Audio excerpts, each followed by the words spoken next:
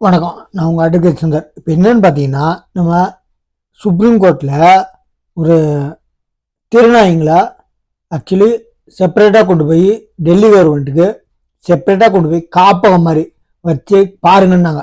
Actually அவங்களுக்கு கூட ஜாஸ்தி கிடையாது. இப்போ யார் சொல்லியிருக்காங்கன்னா, அந்த ஜட்ஜ்மெண்ட்டை கேன்சல் செஞ்சு திருநாய்ங்களை பிடிச்ச இடத்துலேருந்து ஆக்சுவலி வேக்சினேஷன் போட்டு ரேபிஸ் இன்ஜெக்ஷன் போட்டு பிடிச்ச இடத்துல கொண்டு போய் விடுங்க. தனியாக பாதுகாக்க வேணாம், ஆக்சுவலி தனியாக பராமரிக்க வேணாம். இன்னொன்னா அந்த மாதிரி வியாதிகள் இருக்க நாய்களை மட்டும் தனியாக பராமரிங்க அப்படி இருக்காங்க டெல்லி கவர்மெண்ட்டுக்கு. அப்படி சொன்ன ஜட்ஜுக்கு சொல்றாரு, எனக்கு பல கேஸுங்க பார்த்துருக்கேன், என் கோர்ட்டுக்கு வர வக்கீலுங்களுக்கு தெரியும், என் கிளையண்ட்டுங்களுக்கு, அதாவது என் வக்கீலோட கிளையண்ட்டுங்களுக்கு தெரியும், என்ன வெறும் ஒரே கேஸ்ல இந்த நாய்களை ஆக்சுவலி பராமரிக்கிறதுக்கு வேணாம், தெருவிலே பிடிச்சதை விட்டுருங்க அப்படின்னு சொல்லி சொன்னதுனால உலகம் ஃபுல்லா தெரிஞ்சிருச்சு, நான் பிரபலம் ஆயிட்டேன் அப்படிங்கிறாரு.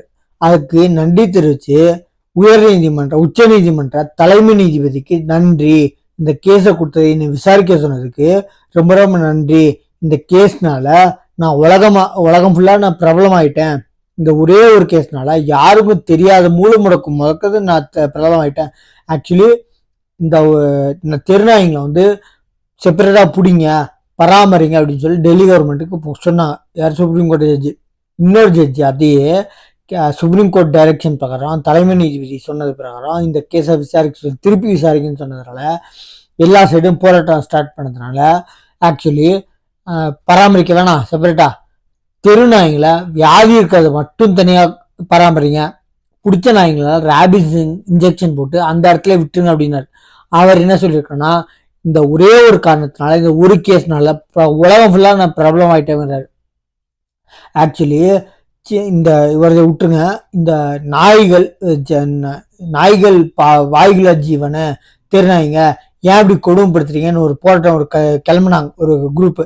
அந்த குரூப் எல்லாம் சொல்றேன், உங்களுக்கு அவ்வளோ ஒரு பாவம் தெரிஞ்சுன்னா யாருமே அந்த ஜட்ஜி யாரை பராமரிக்கன்னு சொன்ன ஜட்ஜி கூட கொல்லுங்கன்னு சொல்ல, பிடிச்சிட்டு போய் தனியா வச்சு பராமரிக்கன்னு சொன்னாங்க தவிர எக்காரத்தை கொண்டு சொல்ல.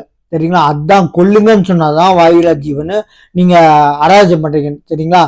இப்ப என்னாச்சுன்னா, இந்த கோஷம் போட்டவங்க எல்லாம் அவங்க வீட்டுல இருந்து ஒவ்வொரு வீட்லயும் வீட்டுக்குள்ள கூட வேணாங்க, வீட்டுல 4 நாள்ல பராமரிக்கன்னு சொன்னா நீங்க பார்ப்பீங்களா? இப்ப என்னன்னா, நம்ம நியானனா கோபிநாத்தும் ஒரு டிபேட் ஷோ வச்சாங்க. யாரு? நியானனா கோபிநாத் ஒரு இதுல பணக்கார பிள்ளைங்களை நாய் கடிச்சதா ஏதாச்சும் ரிப்போர்ட் ஆயிருக்கா சொல்லுங்க, அவங்க யாராச்சும் கடிச்சதுல செத்தவங்க இருக்காங்கன்னா ஒருத்தர் முன்னாடி அதை பேசாதீங்க, அதே பேசாதீங்கன்னா அது யாருமே சொல்ல முடியாது, கைவிட கூட இருக்காது. உலகத்துல ஆல் ஓவர் இந்தியால கைவிட்டு என்ற கூட இருக்காது, நிஜமா இருக்காதுங்க. ஏன்னா பணக்கார பிள்ளைங்க மாலுக்குள்ள போறாங்க, வந்தோன்னு கார்ல போறாங்க, கார்ல security, private security, bouncers, drivers, மால்ல செக்யூரிட்டிஸ், இந்த மாதிரி போனா ரோட்ல நடக்கிறதுக்கு வாய்ப்பே இல்லை.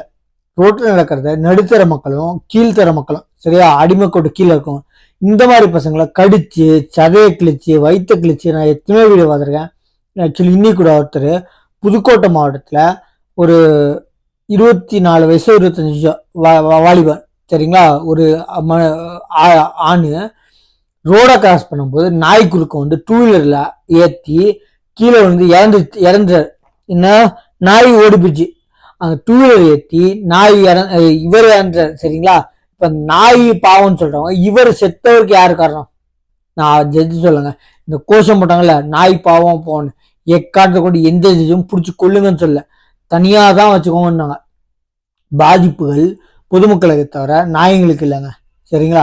இந்த பாதிப்பு நாய்களுக்குன்னு கவலைப்படுறோம். நீங்க இந்த நாய்களால பாதிப்பு ஆகிற மக்களுக்கு என்ன சொல்றீங்க? குழந்தைங்களுக்கு சொல்றீங்க, இந்த மாதிரி விழுந்து இறந்தாங்கல்ல அவங்களுக்கு என்ன சொல்றீங்க? இது ஆக்சுவலி நம்ம சேனல்ல எக்கச்சக்கமான பேர் சப்ஸ்கிரைப் பண்ணி பாருங்க. 4 வருஷம் ஆச்சு நான் சேனல் ஸ்டார்ட் பண்ணி, நிறைய பேர் வீடியோ பார்க்குறாங்க, ஆனால் சப்ஸ்கிரைப் பண்ணாமல் பார்த்துருக்காங்க. இன்னைக்கு வரைக்கும் எனக்கு 300, வருஷத்துக்கு 100னா கூட 400 வந்துருக்கணும், யாரும் இல்லை. சொல்றேன், நான் போட்ட வீடியோ அட்லீஸ்ட் ஒரு ஆளுக்காச்சும் ஹெல்ப் ஆகும். நம்ம சேனலை சப்ஸ்கிரைப் பண்ணி பாருங்க. தேங்க்யூ.